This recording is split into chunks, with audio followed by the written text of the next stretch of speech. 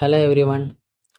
Previous வீடியோவில் share மார்க்கெட்னா என்ன, அதோட சிஸ்டம் எப்படி ஒர்க் ஆகுதுன்னு நம்ம பார்த்துருப்போம். பார்க்காதவங்க டிஸ்கிரிப்ஷனில் லிங்க் கொடுக்குறேன், பாருங்கள். இந்த வீடியோ என்ன பார்க்க போகிறோம்னா, ஷேர் மார்க்கெட்டில் இருக்க 5 ட்ரூத் பாயிண்ட்ஸ் தான் பார்க்க போகிறோம். ஸ்கிப் பண்ணாமல் வீடியோ கண்டினியூ பண்ணுங்கள். Point 1, it is not gambling. பல பேர் இன்றைக்கி நினச்சிக்கிட்டு இருக்காங்க ஷேர் மார்க்கெட் அப்படின்னா ஒரு வகையான சூதாட்டம்னு.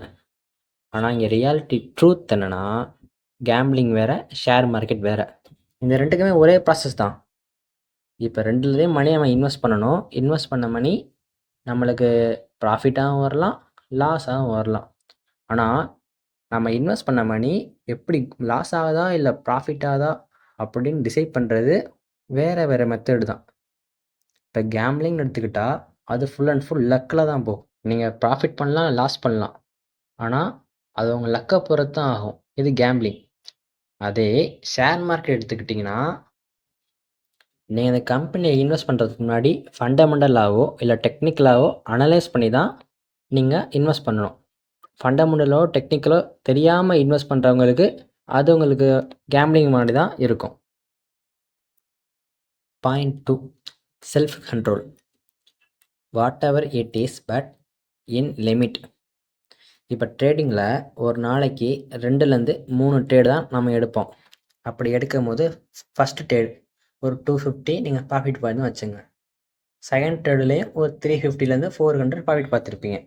இதே நீங்கள் தேர்ட் ட்ரேட் சரி நல்லா லக்கில் இருக்கே, நம்ம ரிஸ்க் எடுத்து பார்ப்போம்னு சொல்லி ஒரு 1K போட்டிங்க.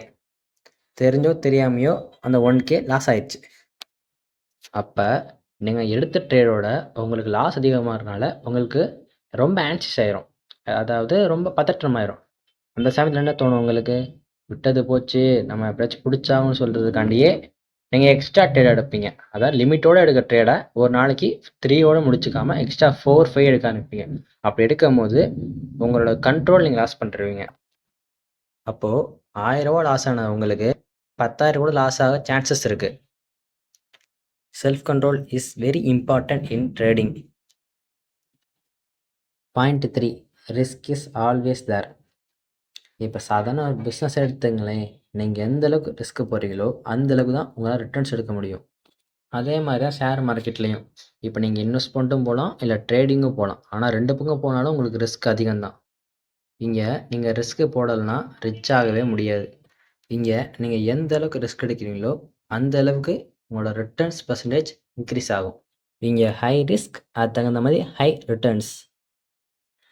ரிஸ்க் இல்லைனா ரஸ்க்கோட சாப்பிட முடியாது. Point 4, consistency.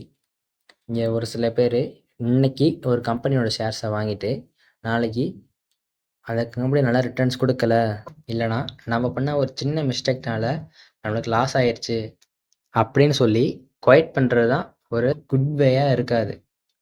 இங்கே கன்சிஸ்டன்சி மேட்டர். நீங்கள் எவ்வளோக்கு எவ்வளோ கன்சிஸ்டன்ஸாக இருக்கீங்களோ அந்த அளவுக்கு நீங்கள் ஒரு ஸ்டெப் ஃபார்வர்ட் ஆகிட்ருப்பீங்க. Consistency is key to success. Point 5, learning is important. பொதுவாகவே ஷேர் மார்க்கெட் அப்படின்னா எஜுகேஷன் சிஸ்டம் மாதிரி தான். நம்ம எப்போவுமே கொஞ்சம் அப்கிரேடாக இருக்கணும். நம்ம எந்த அளவுக்கு டெக்னிக்கலாகவும் ஃபண்டமெண்டலாகவும் ஸ்ட்ராங்காக இருக்கோமோ அந்த அளவுக்கு நம்ம ஷேர் மார்க்கெட்லேயும் ஸ்ட்ராங்காக இருப்போம். நம்ம இதை பற்றி டெய்லியுமே கொஞ்சம் லேர்ன் பண்ணிக்கணும். நம்மளுக்கு எந்த அளவுக்கு நம்மளுக்கு நாலேஜ் இருக்கோ அந்த அளவுக்கு நம்ம ஷேர் மார்க்கெட்டில் சர்வைவல் ஆகலாம். ஷார்ட்டாக சொன்னால் நாலேஜ் ஈக்குவல் டு சர்வைவல்.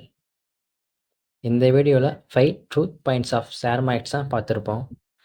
இந்த மாதிரி கண்டென்ட்ஸை பார்க்கணுன்னா என்னை சப்ஸ்கிரைப் பண்ணிங்க.